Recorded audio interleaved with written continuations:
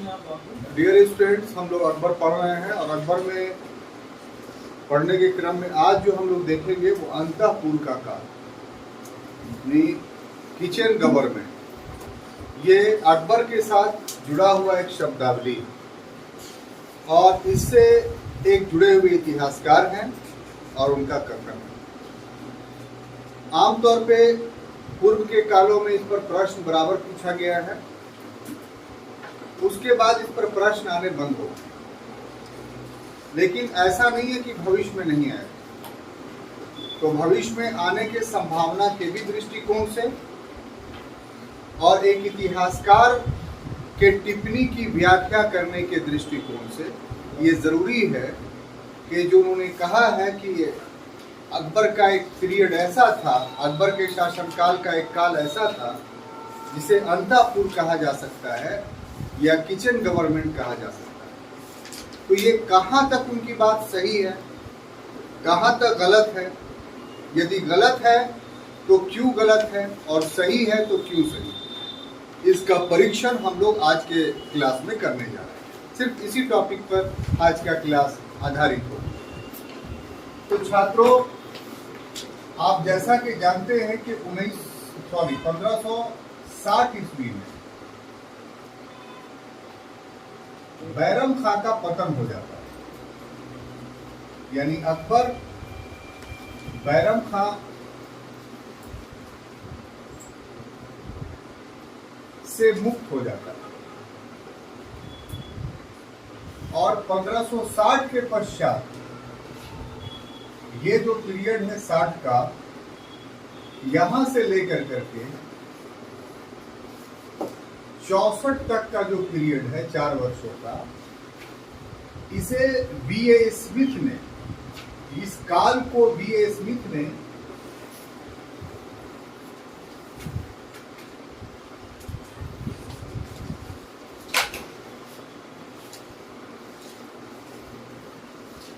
अंतःपुर का काल कहा।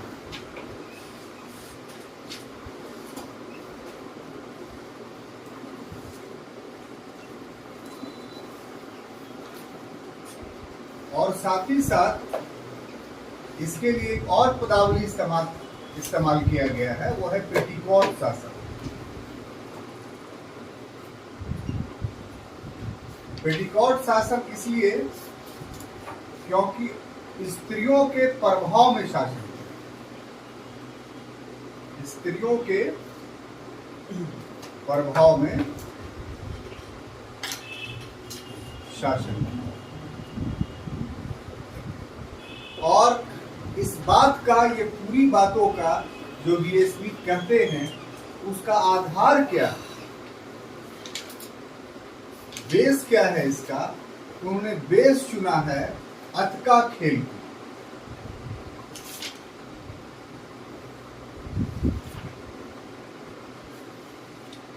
अत का खेल क्या है? तो दरबार का एक गुट है, जो उस समय अकबर का दरबार था, उस दरबार का एक गुट है, जिसमें कौन लोग शामिल थे? इसमें जो लोग सम्मिलित थे उसमें धायमा, माहम अनगा,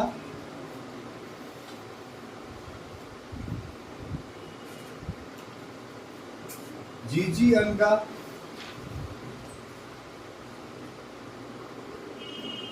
हमीदा बानू बेगम जो उसकी मां थी,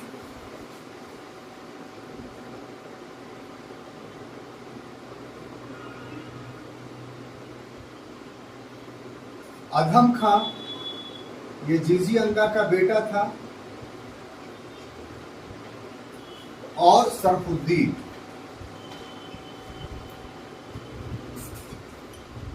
ठीक है ना? यानी ये लोग अतका खेल के ग्रुप में शामिल थे और इन्हीं लोगों का, इन्हीं अतका खेल का स्मिथ का कहना है कि 1560 से 64 तक प्रभाव रहा। और ये जो बात है, ये जो बात कही गई है वीए स्मिथ का, ये निम्न आधारों पर निराधार है। निम्न आधारों पर निराधार, यानी सही नहीं है, और हम लोग को अब साबित करना है कि कैसे सही है। बात समझ में आई? अंतःपुर का शासनकाल या पेटिकोट शासन जो पदावली इस्तेमाल हुई अकबर के एक निश्चित कार्यकाल के लिए, संपूर्ण कार्यकाल के लिए नहीं। उसकी पृष्ठभूमि ये है कि जैसे ही बैरम खां का पतन होता है, अकबर बैठता है 56 में।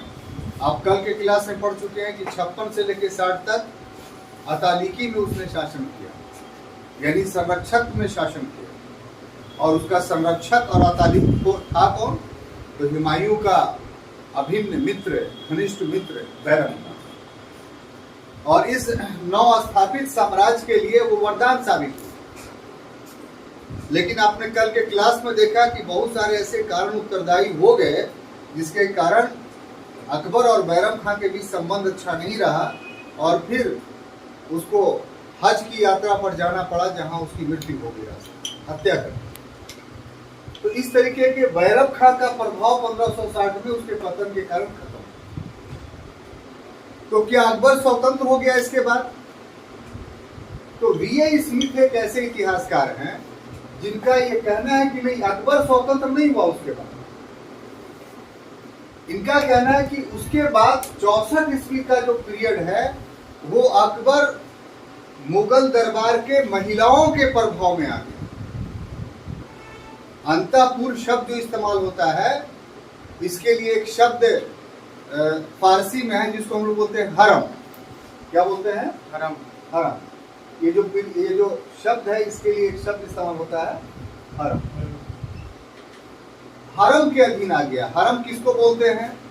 तो महल के अंदर वो भूभाग जहां राजमहल के शासक और शासक वर्ग से संबंधित लोगों की बीवियां या औरतें रहती, और यहाँ लोगों का प्रवेश निषेध रहता है। यहाँ कोई लोग नहीं जा सकते हैं, क्योंकि वो शासक के जो है उस हरम में कोई माता है, कोई बहन है, कोई बीवी है, इस तरह के लोग हरम में रहते हैं। इसी हरम को हिंदी में अंतःपुर कहा है।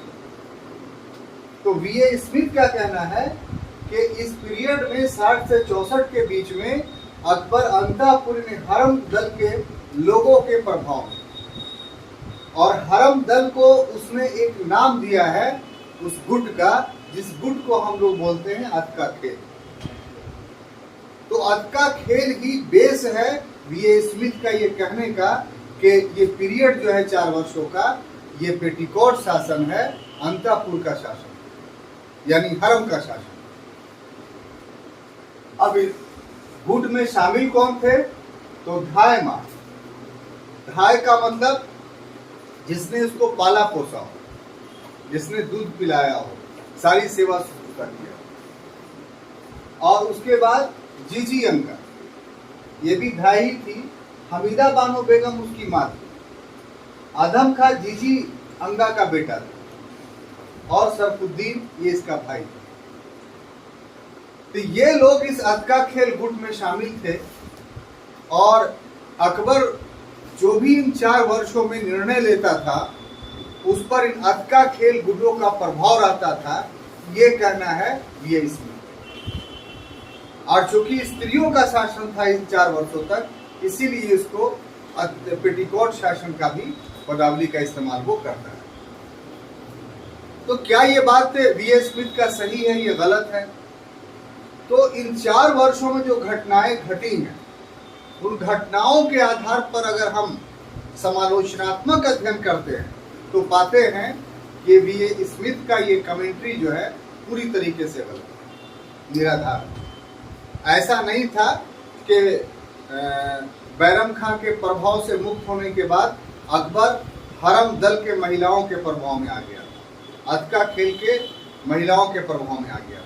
क्यों? क्योंकि 4 वर्षों के दौरान उसने जो भी काम किए, वो काम के आधार पर ये बताता है कि वो निर्णय उसका स्वतंत्र और निष्पक्ष रूप से लिया गया निर्णय था।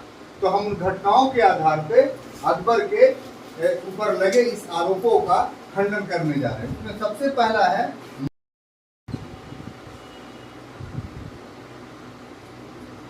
मालवा।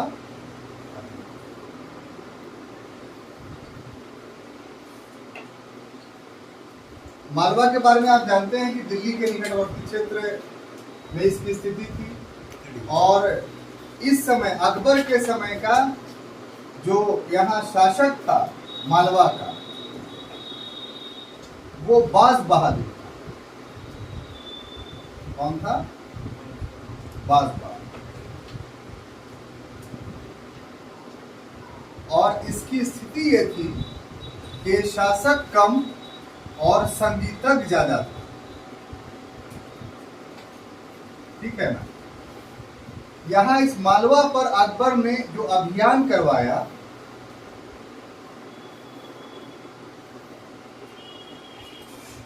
वो उत्तरदायित्व दिया अधम खां को, यानी जीजी अंगा के पुत्र को, और इसके साथ साथ जो उसने दूसरे व्यक्ति को लगाया वो था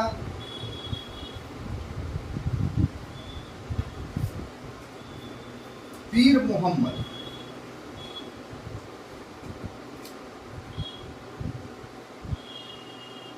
ठीक है, ये अभियान सफल रहा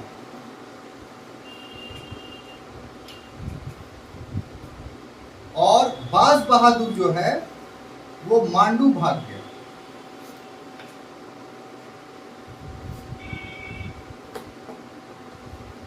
ठीक है, परंतु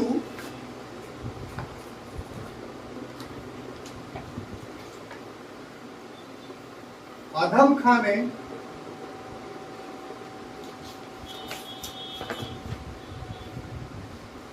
धन को हड़प लिया। जो वहां से धन प्राप्त हुआ था तो इसको क्या किया? उसने हड़प लिया। अब जब अधम खां ने इसको हड़प लिया तो फिर दूसरा अभियान जो होता है वो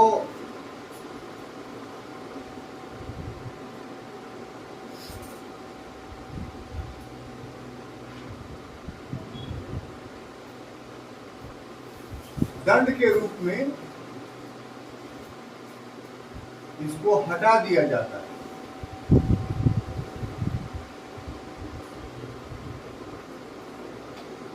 और फिर द्वितीय अभियान में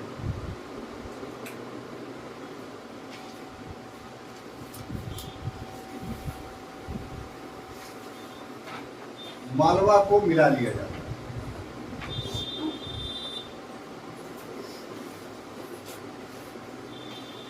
तो पूरा घटनाक्रम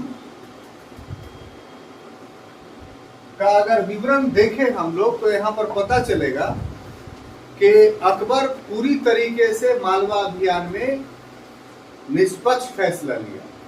कैसे?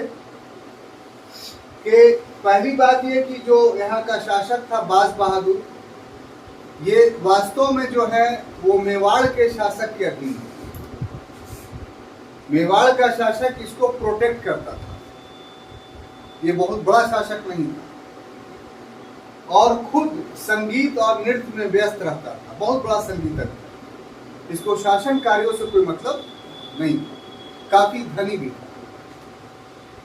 ऐसे में अधम खां और पीर मोहम्मद को अकबर ने अभियान, ये पहला अभियान अकबर का है शासक बनने के लिए, भेजा। तो बाज बहादुर चूंकि एक योग्य शासक या सेनापति नहीं था तो इस आक्रमण के डर से वो भाग गया, मांडू चला गया। इसकी रानी थी एक रूपमती। तो उसके बारे में 3 प्रकार के विचार हैं। एक विचार यह है कि अधम खां ने उसको हड़प लिया। दूसरा विचार यह है कि उसकी सेविकाओं ने उसे मार डाला। और तीसरा विचार यह है कि उसने खुद मुगलों से बचने के लिए छुरा घोंप दिया और मर गया। ये तीनों में से कौन सा विचार सही है, अनुसंधान का विषय है, अभी तय नहीं हुआ। लेकिन इतना तय हुआ कि आदम खां को मालवा अभियान से बहुत सारे धन प्राप्त हुए। अब नियम था, वो एक सेनापति था और शासक को वो धन दे देना चाहिए, लेकिन आदम खां इस घमंड में चूर था कि हम तो जीजी अंगा के बेटे हैं और जीजी अंगा का अच्छा प्रभाव है अकबर पे, तो हम ये माल हड़प लेते हैं। तो प्रशासन के नियम के अनुरूप ये गलत था। तो क्या किया कि एक दूसरे सेनापति को देकर भेज करके आदम खां को पराजित करवाता है और फिर जो है पीर मोहम्मद को वहां का दायित्व सौंपता है। कहाँ का? मालवा का। पीर मोहम्मद भी एक अत्याचारी गवर्नर निकला और उसने जनता पर बहुत टैक्स बांध दिया और वहां से खूब धन कमाया। जब ये सूचना मिली बाज बहादुर को, तो उसने पुनः जो है मालवा पर आक्रमण किया और इसे पीर मोहम्मद को भागना पड़ा। जब ये भाग गया तो एक नदी में डूब करके मर गया और उसके बाद अकबर ने अभियान कर करके मालवा को सम्मिलित किया मुगल वंश में, और जो यहाँ का शासक था बाज बहादुर, उसको मुगल मनसबदार बनाया और 2000 का मनसब दिया उसको एक ही बार, जबकि आमतौर पे नए लोगों को इतना बड़ा मनसब नहीं दिया जाता। तो 2000 का मनसब दिया, तो इसका अर्थ ये हुआ कि संगीतक के वजह से उसने 2000 का मनसब एज ए शासक नहीं दिया उसको, क्योंकि संगीत का भी अकबर बहुत बड़ा प्रेमी था। तो बाज बहादुर चूंकि बहुत बड़ा संगीतक था, इसलिए उसने उसको 2000 के मनसब प्रदान किया। यहीं पर 1500 ये अभियान आपको होता है 1562 में। तो यहीं पर उसने, यहाँ एक जमींदार था मुबारक शाह, क्या नाम था? एक स्थानीय यहाँ जमींदार था जिसका नाम था मुबारक शाह।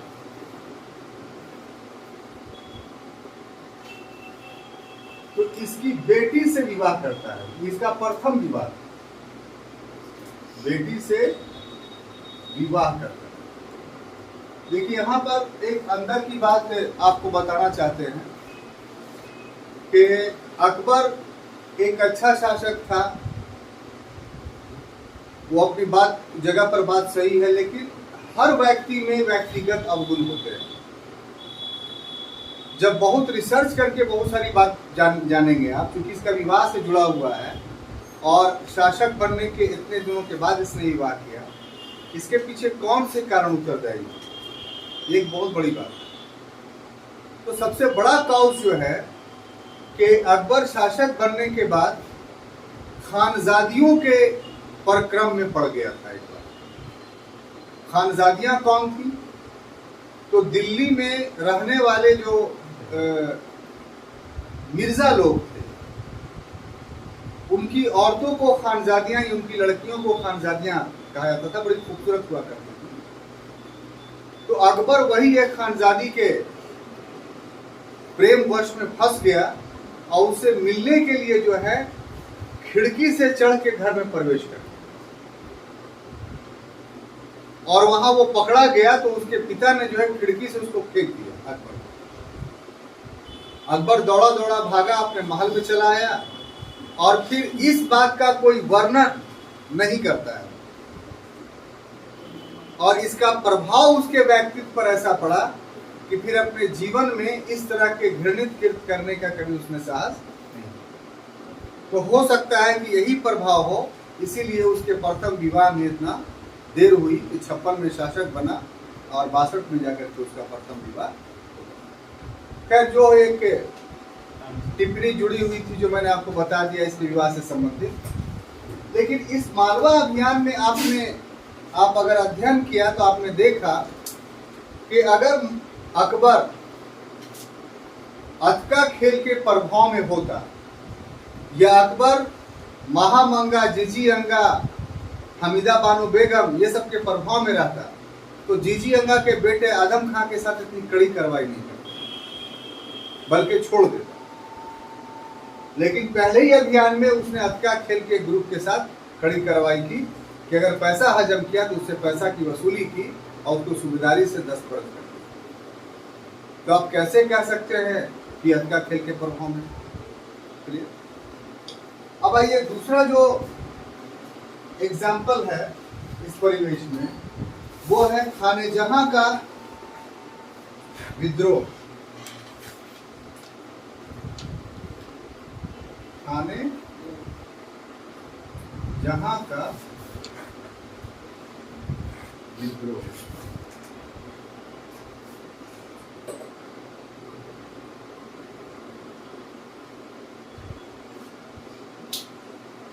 खाने जहां जो था वो जौनपुर का गवर्नर था।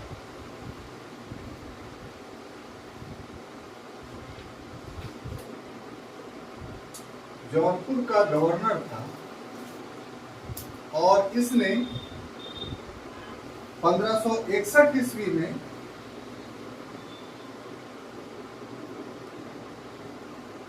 विद्रोहात्मक रूप अपनाया, विद्रोही बन गया।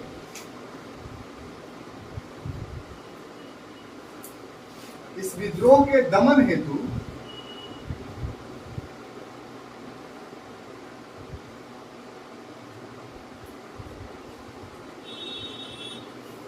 अकबर शिकार के लिए गया।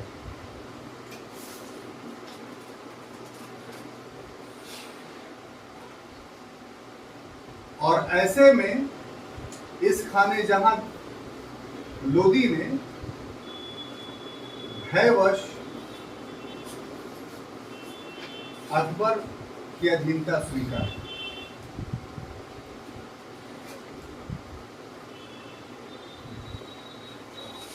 अधीनता स्वीकार।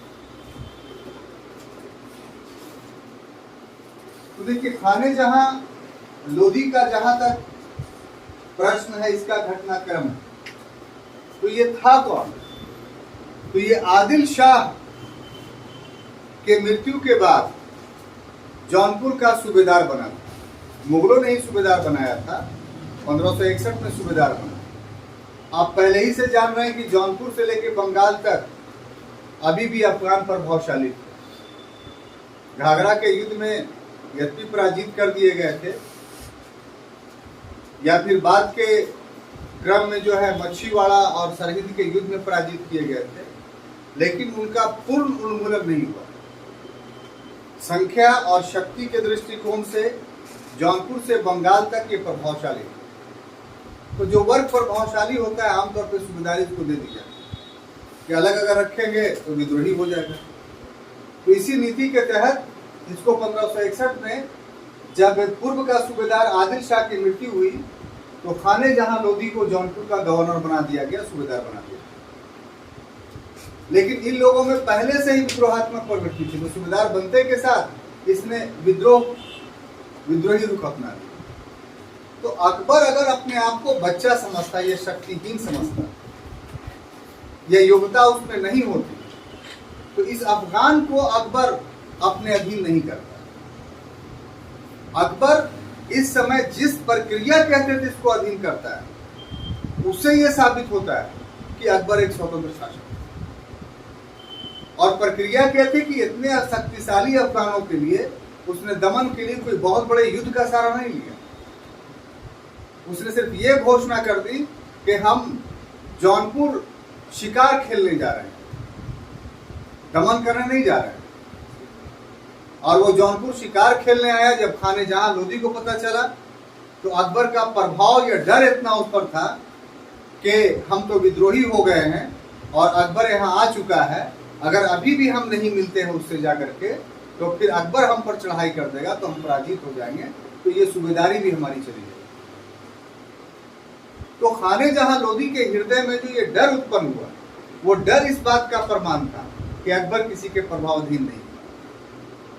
अगर प्रभावाधीन होता तो इतना प्रभाव खाने जहां लोदी पर नहीं पड़ता कि डर करके आकर के वो माफी मांगता और उसकी अधीनता स्वीकार करता। तो खाने जहां लोदी द्वारा जौनपुर में अकबर के पास आके माफी मांगना और उसकी अधीनता स्वीकार करना इस बात को प्रमाणित करता है कि अकबर इस पीरियड में पूर्ण रूप से स्वतंत्र और प्रभावशाली शासक था, अध का खेल के प्रभाव में। तो ये दूसरी घटना भी इस बात को प्रमाणित करता है। अब तीसरी घटना है राजपूतों से वैवाहिक संबंध। ये इसी पीरियड में होगा, राजपूतों से वैवाहिक संबंध।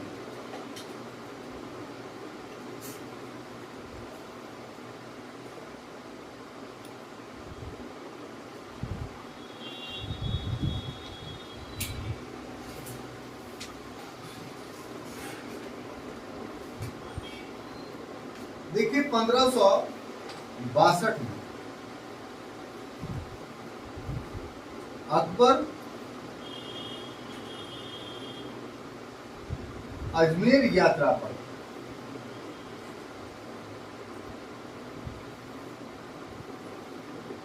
और इस क्रम में दौसा के पास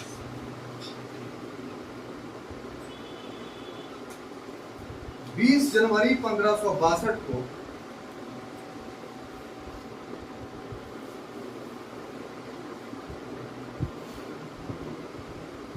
आमेर राजा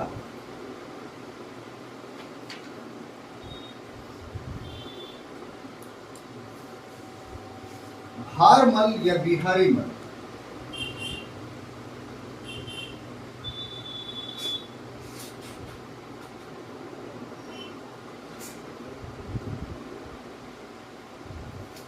इसने अपनी पुत्री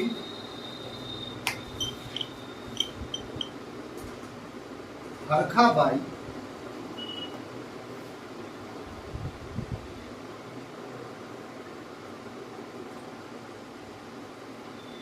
से विवाह का प्रस्ताव रखा।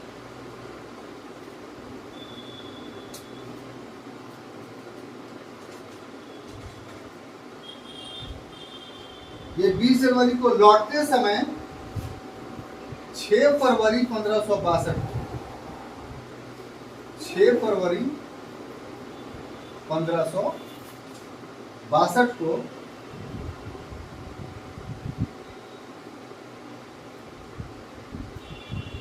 विवाह संपन्न हुआ।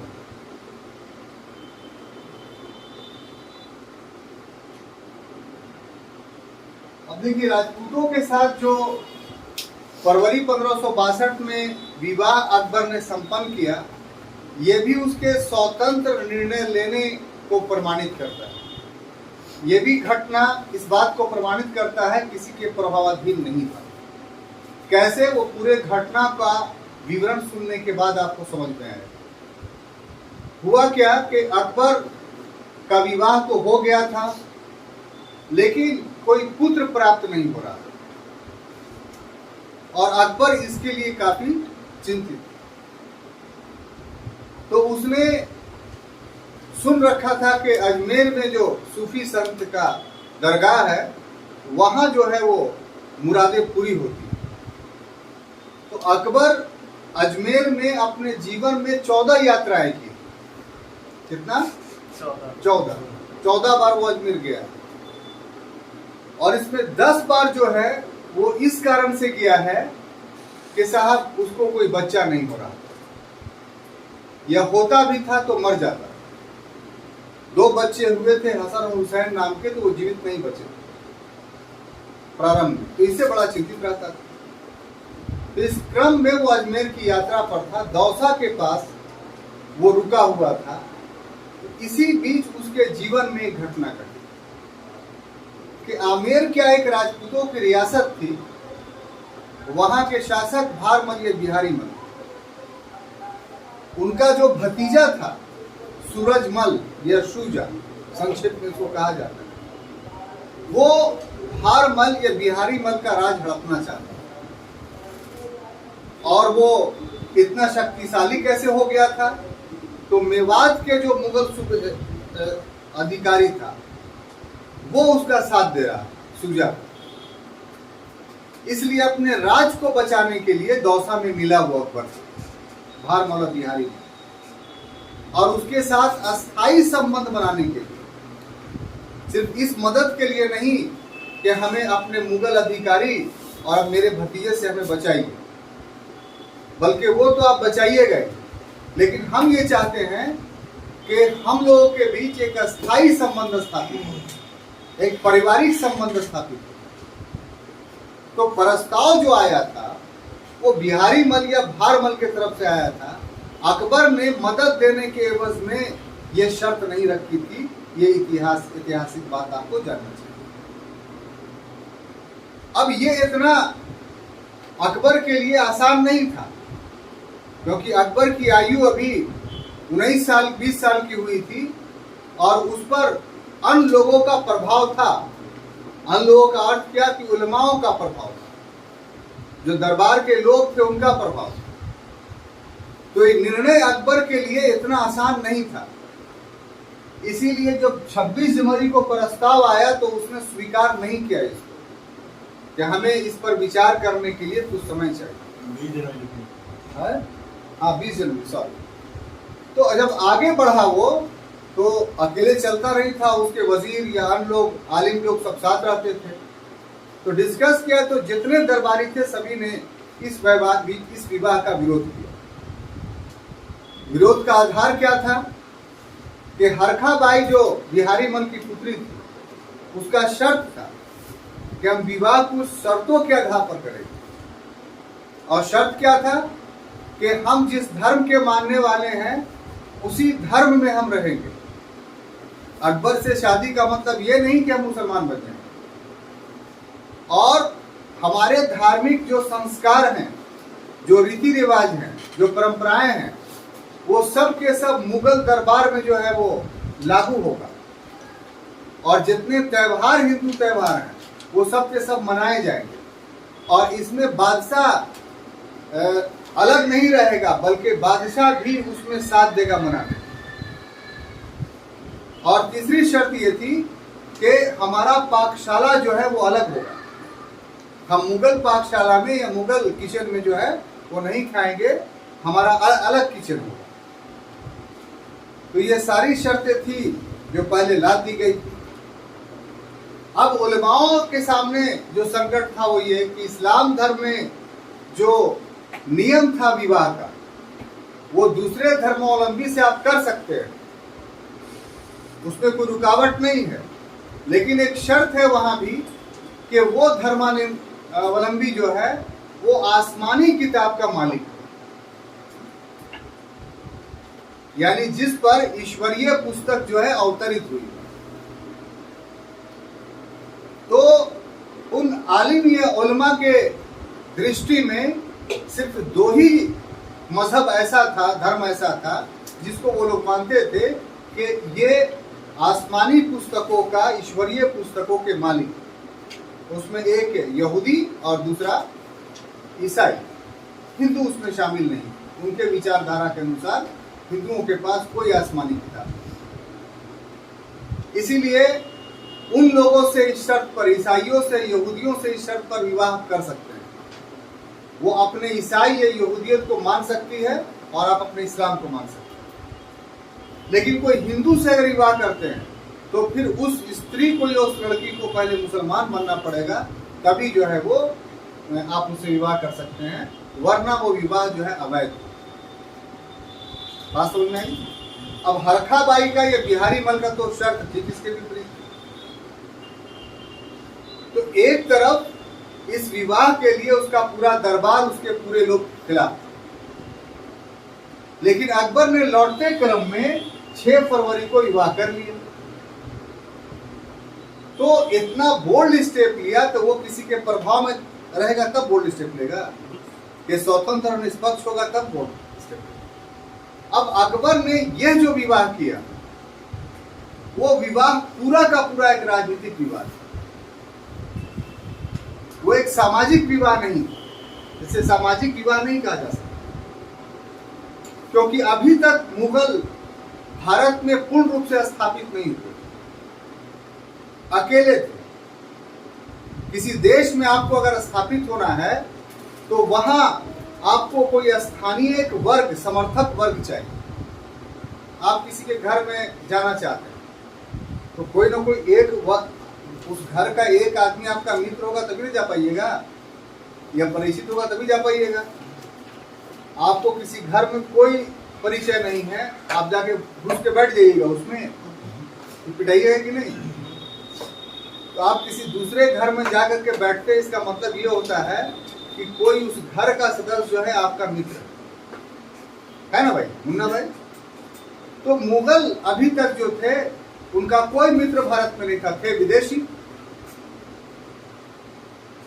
और जो भी लोग था वो शत्रु था। अगर सौधर्मी की बात करें कि उनके धर्म के मानने वालों की बात, तो जो पूर्व के सौधर्मी थे अफगान, उनके सबसे कट्टर विरोधी थे। एक लंबे समय से मुगलों का विरोध कर रहे थे पानीपत के प्रथम युद्ध में हारने के बाद, और ऐसा विरोध था कि 15 साल तक मुगलों को निर्वासित कर दिया भारत से। तो यहाँ के स्थानीय शक्ति की तुलना में अफगान उनके लिए ज्यादा बड़ा खतरा थे मुगलों को, और स्थानीय आधार पर कोई वर्ग उनका समर्थक नहीं निकल रहा। अगर स्थानीय समर्थन उसको नहीं मिलता तो मुगल बहुत लंबे समयों तक सेना के बल पर यहाँ शासन नहीं कर सकते। तो अकबर ने इस विवाह के प्रस्ताव को राजपूतों के साथ संबंध बनाने का एक अवसर समझा कि एक वर्ग जो यहाँ का योद्धा वर्ग है, जो शासक वर्ग है, प्राचीन काल से यही वर्ग शासन करते आया है, अगर यही हमारा समर्थक हो जाएगा तो फिर हमको एक मजबूत यहाँ एक सामाजिक समर्थन मिल जाएगा। और जब सामाजिक समर्थन मिल जाएगा तो हम ना सिर्फ अफगान को यहाँ से पराजित कर सकते हैं या उसको अपने अधीन कर सकते हैं, बल्कि भारत पर अस्थायी रूप से शासन कर सकते हैं। तो ये विवाह एक सामान्य विवाह नहीं था, एक बहुत बड़ा निर्णय था जिसके प्रभाव आगे तक चले। इसमें आप जान लीजिए, सिर्फ मुगलों ने राजपूत स्त्रियों से ही शादी नहीं किया, बल्कि मुगल स्त्रियां भी राजपूतों से ब्याही गई। उसमें पूरा पदानुक्रम है, पूरा अनुक्रम है। आप वो एक अलग अध्ययन का विषय, कभी मौका मिलेगा तो उसमें बताएंगे आपको। तो इस वैवाहिक संबंध को आप ऐतिहासिक दृष्टिकोण से एक राजनीतिक विवाह कहते हैं कि इस विवाह के माध्यम से दोनों ने अपने शक्तियों को मजबूत किया। राजपूतों ने भी अपनी शक्तियों को मजबूत किया और मुगलों ने भी अपनी शक्तियों को मजबूत किया, और एक ऐसा कॉम्बिनेशन था जिसके कारण से उसके बाद युद्धों का दौर जो है वो समाप्त होता है और विकास का दौर भारत में शुरू होता है। अब ये चीज सही थी नहीं थी वो एक अलग बहस का मुद्दा है, लेकिन उस दौर में जिस दौर में ये किया गया वो दोनों पक्षों के लिए ये एक लाभदायक संबंध था, एक फलदायक संबंध। तो जो भी हो, यहाँ पर यह बात साबित होता है कि राजपूतों के साथ संबंध बनाने के प्रक्रम में भी ये बात साबित होती है कि अत का खेल का प्रभाव नहीं था। अगर अत का खेल का प्रभाव होता तो राजपूतों के साथ अकबर विवाह नहीं करता, लेकिन अकबर ने विवाह किया। इस बात को प्रमाणित करता है कि वो औरतों के प्रभाव में नहीं था, हरम दल के महिलाओं के प्रभाव में नहीं था, न ही अत का खेल के किसी सदस्य के प्रभाव में। अब देखिए, अगला जो चीज प्रमाणित करता है वो है मृणता पर अधिकार।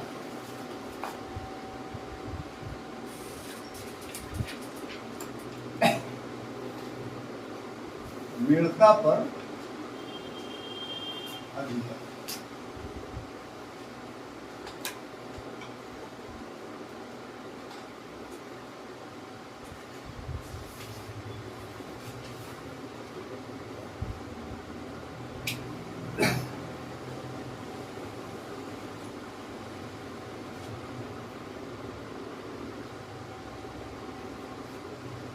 देखिए, यहां का शासक मालदेव था। शासक कौन था? मालदेव।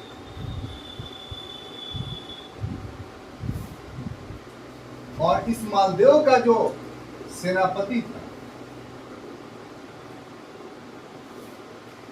वो कौन था? तो जयमल।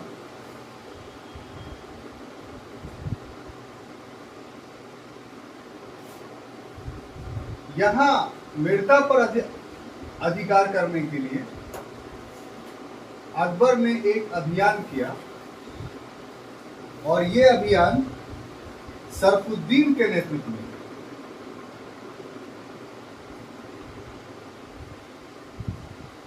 और बड़ी कठिनाई से वो जीत पाया।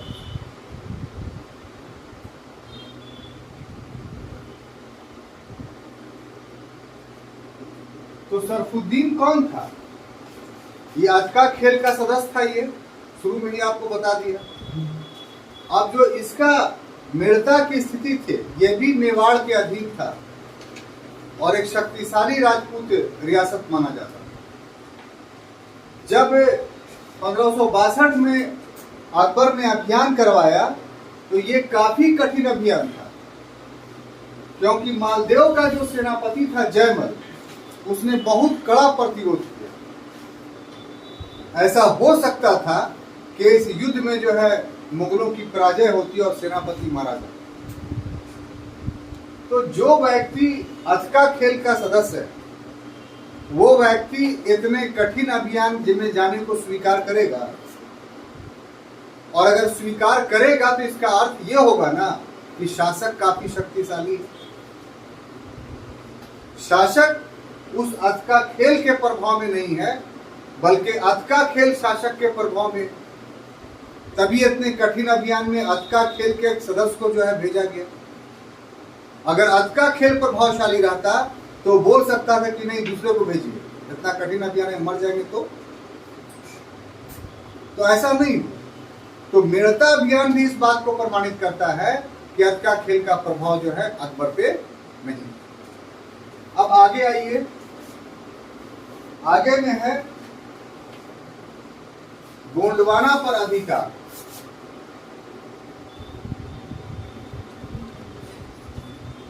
गोंडवाना या इस रियासत को गढ़कटंगा भी कहा जाता है।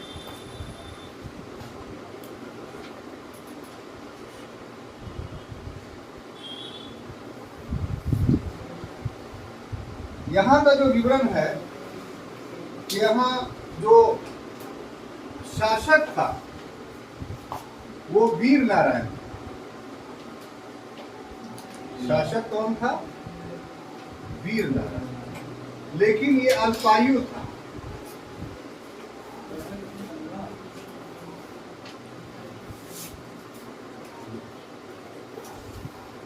और इस कारण संरक्षिका थी इसकी माता, और माता का जो नाम था वो था दुर्गावती।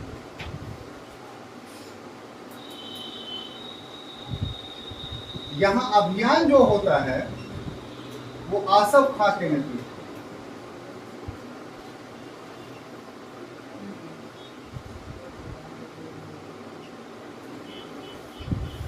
और सफलता के बाद जब सफलता मिल जाती है तो इसे चंद्रशाह को सौंप दिया जाता है।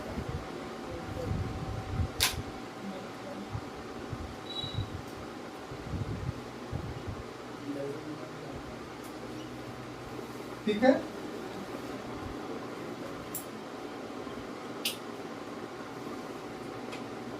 इसमें जो पूरी घटना है वो इस प्रकार का है कि ये गढ़कटंगा वर्तमान में मध्य प्रदेश की रियासत है, अभी के हिसाब से देखिएगा।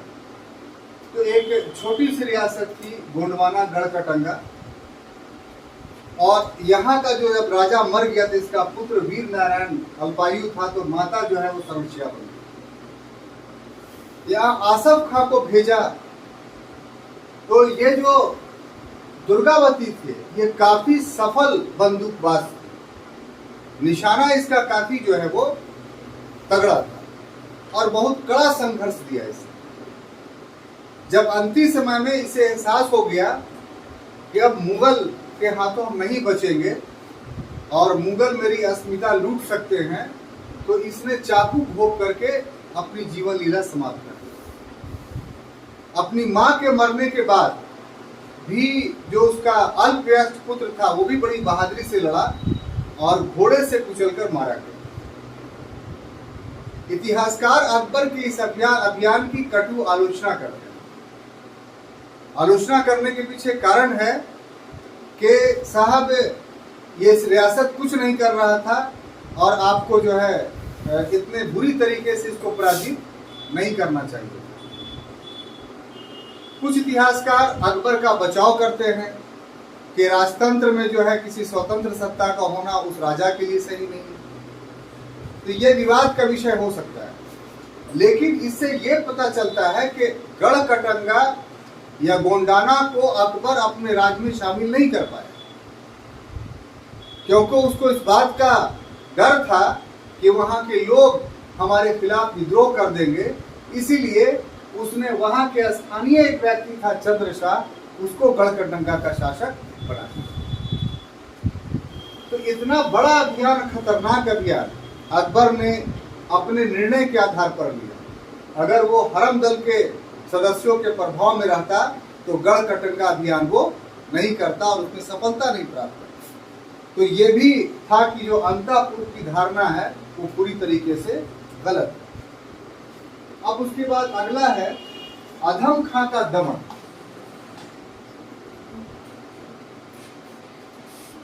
अधम खां दमन, ये क्या हुआ भाई कि अधम खां था कौन? तो अधम खां जीजी अंगा का पुत्र।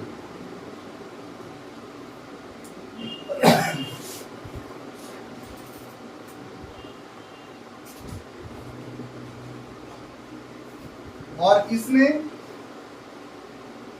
सरफुद्दीन की हत्या कर दी।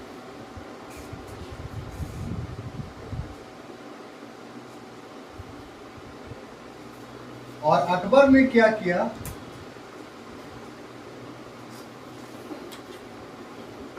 छत से फेंकवा कर हत्या कर। अब देखिए यहां पर पूरा खुल के साबित हो जाता है कि अगर अकबर अस्का खेल के प्रभाव में रहता तो इतना बड़ा फैसला नहीं करता। कैसे कि अधम खां कोई मामूली आदमी नहीं था। अधम खां के बारे में अगर विस्तार से जानिए तो जो अतका खेल की महिला थी जीजी अंगा, जिस पर बहुत प्रभाव था अकबर का, अकबर पर बहुत प्रभाव था, अकबर बहुत इज्जत करता था। इतना इज्जत कि दिन में एक बार जरूर मिलने जाता था जीजी अंगा से और उससे बातें भी करता था। उसका पुत्र था अधम खां। अपनी मां से इतने अच्छे संबंध होने के कारण ये उदंड हो गया और खुद प्रधानमंत्री समझता था अपने आप, बल्कि अकबर के साथ अरे तरह का व्यवहार करता था क्योंकि उम्र में बड़ा था। तो जीजी अंगा का पुत्र था, इसलिए अकबर व्यक्तिगत अपमान को सह लेता था, कोई प्रतिकार नहीं करता। इन सभी कारणों से उसका मनोबल काफी बढ़ गया और जब सरफुद्दीन ने उनके इस कृत्य का विरोध किया तो उसकी हत्या कर दी। तो ये अकबर के बर्दाश्त की सीमा थी। उसके बाद उसको बुलाया गया। अकबर बहुत गुस्से में था और कहा, आदेश दिया कि इसको छत से फेंक। एक बार फेंका गया, बच गया। दो बार फेंका गया, बच गया। तीसरा बार फेंका गया, फिर भी बच गया। तो अंत में उसको पानी में डुबाकर मारा गया। इतना अकबर गुस्से में। तो अगर जीजी अंगा के प्रभाव में रहता या अतका खेल के प्रभाव में रहता तो अकबर इतना बड़ा फैसला ले सकता था। और फिर जीजी अंगा को समाचार भिजवा दिया कि शासन के विपरीत काम करने के कारण तुम्हारे पुत्र के साथ ऐसा व्यवहार है। जीजी अंगा ने भी कुछ नहीं कहा क्योंकि अपने पुत्र के व्यवहार से परिचित थी। अगर जीजी अंगा इतना प्रभावशाली रहती तो फिर जीजी अंगा अकबर का विरोध करती। लेकिन अकबर और अतका खेल के सदस्यों के बीच जो संबंध था वो पारिवारिक संबंध था, वो शासकीय संबंध नहीं था। इससे यह साबित होता है शासन के कार्यों में वो हस्तक्षेप नहीं करता। अधम खां के दमन से ये बात पूर्ण रूप से साबित है। और फिर 40 दिन बाद पुत्र वियोग में जो है वो जीजी अंगा की मृत्यु हो गई। तो अधम खां का दमन इस बात को प्रमाणित करता है कि अकबर जो था वो अद का खेल के अधीन नहीं था और अंतापुर के पूर्वाधीन शासन नहीं कर रहा, बल्कि एक स्वतंत्र शासक के रूप में काम कर रहा। क्लियर? अब आ जाइए, अगला है मुअज्जम का दमन।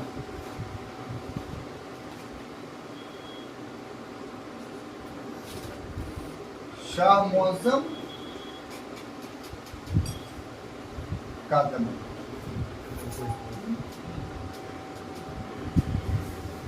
ये शाह मुअज्जम जानते हैं कौन है? ये शाह मुअज्जम जो है वो अकबर का मामा है, अपना मामा, यानी हमीदा बानो बेगम का भाई।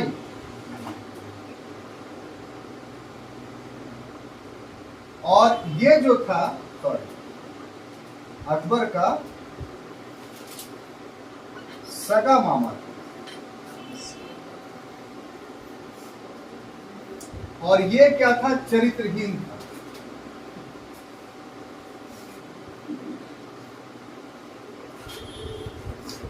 और इसकी सजा क्या हुई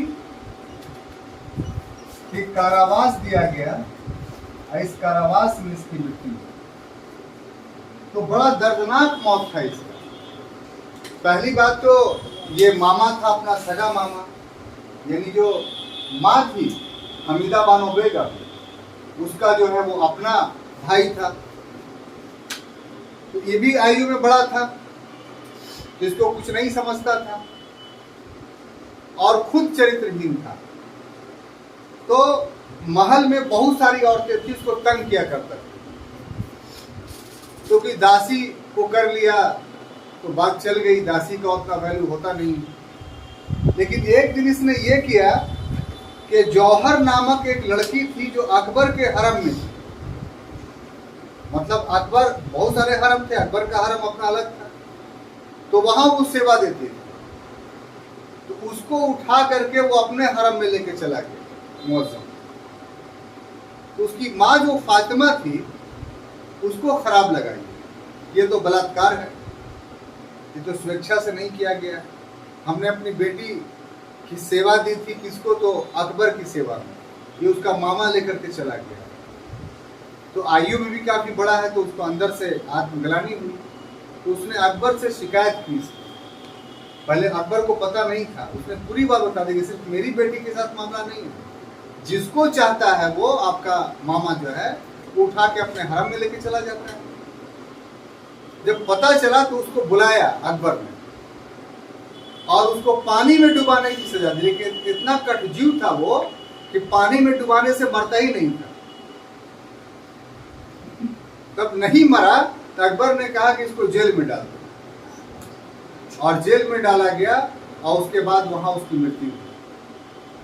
तो सोच लीजिए कि अपना सगा मामा यानी उसकी अपनी सगी माँ जो है वो कुछ नहीं करता।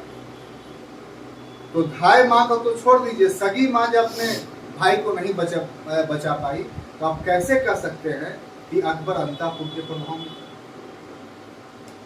इसके अलावा अकबर की कुछ घोषणाएं, लास्ट टॉपिक है ये, कुछ घोषणाएं हैं जो ये साबित करती है कि वो किसी के प्रभावाधीन नहीं था। और घोषणाएं क्या क्या थी? तो 1500 अच्छा 6 7 या 8 हो जाएगा ना? यस। 5 के बाद 6 हो गया, ये 7 हो गया और ये 8 है ना? तो इसमें क्या हुआ कि 62 में उसने युद्धबंदी की रिहाई की घोषणा की।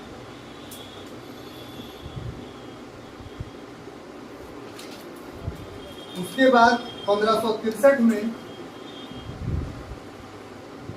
तीर्थ यात्रा की अनुमति, पहले प्रतिबंध था। और 64 में उसने जजिया कर को समाप्त किया।